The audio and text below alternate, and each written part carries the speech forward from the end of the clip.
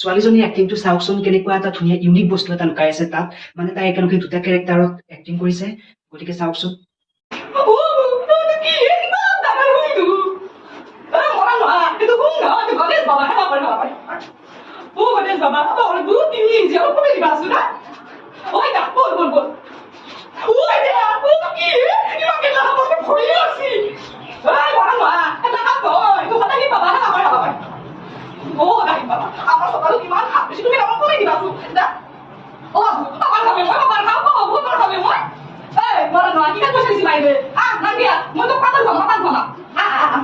Babu, nanti mau sudah bilang